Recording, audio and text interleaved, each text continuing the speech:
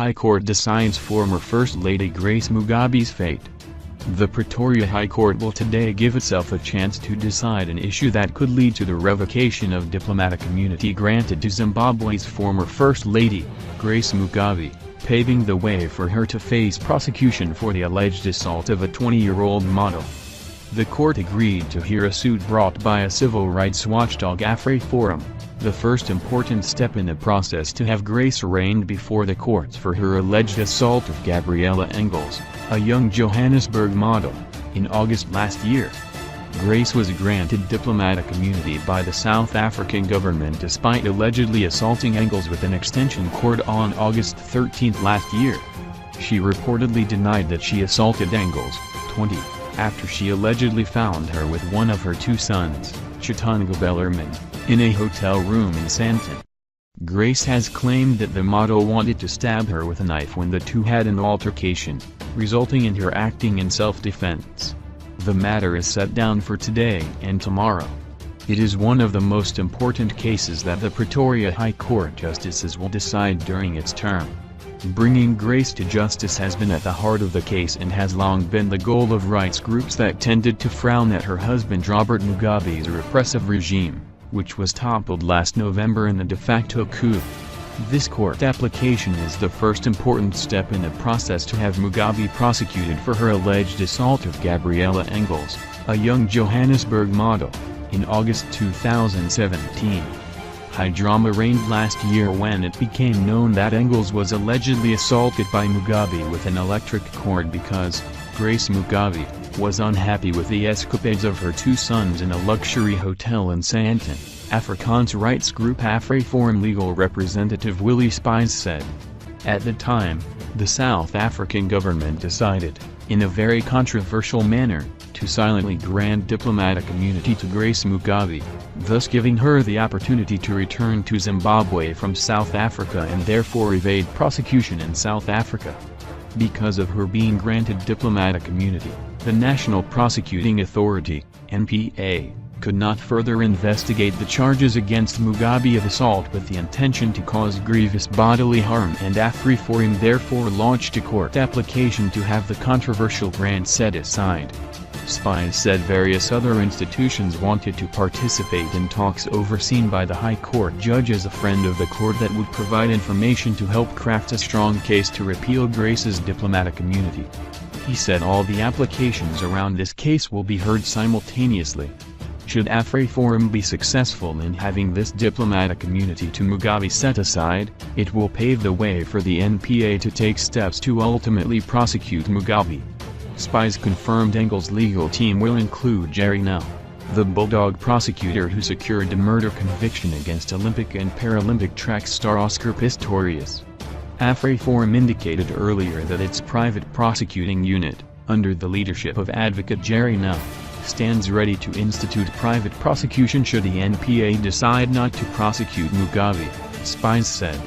According to Engels, Grace burst into the Sandton City hotel room where she and two friends were waiting for Chitunga and started attacking them with an extension cable, resulting in the 20-year-old model sustaining serious injuries, some of which needed suturing. A statement in which Grace's representative sought to explain the circumstances which had led to the alleged assault of Engels, said, she, Grace, was worried about them and went to see them, Chitunga and Robert Jr., at their hotel suite.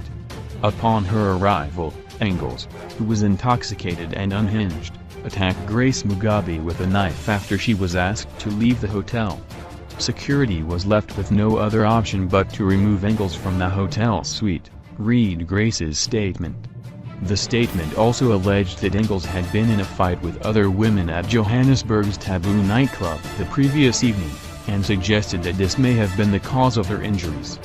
But Spies has already dismissed the claims that Engels wanted to attack Grace with a knife and that the former First Lady had acted in self-defense. It's not really a surprise. We know that.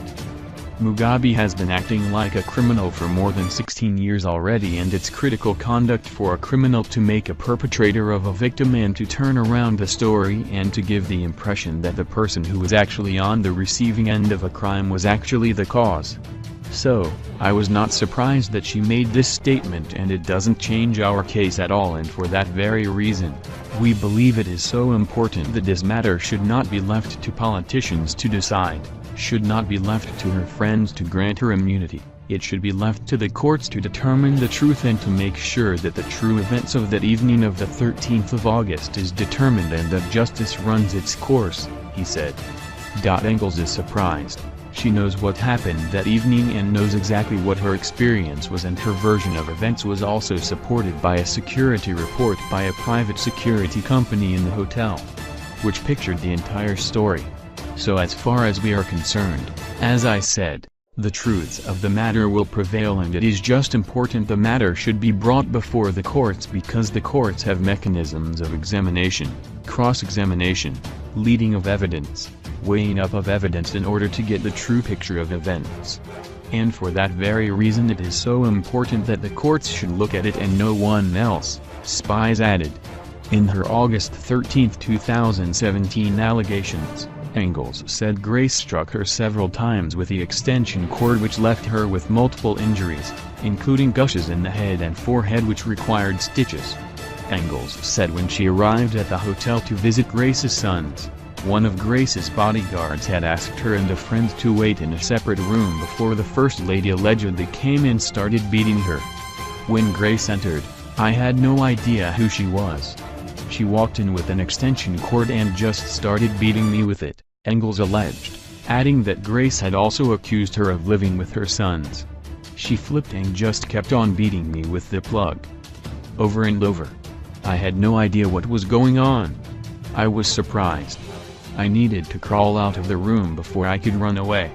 Her 10 bodyguards just stood there watching, no one did anything, no one tried to help me, she said.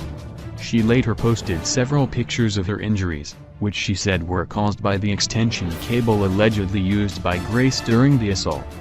The pictures sent social media into meltdown as the international media also covered the alleged assault case prominently.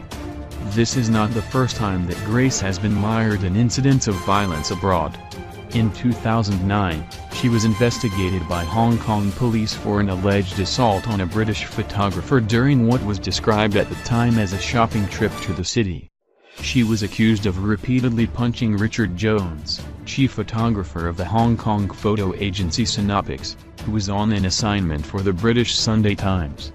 In 2014, Grace also confronted journalists at a Singaporean hospital as she attempted to block them from photographing Mugabe as he entered Gleneagles facility for a medical checkup.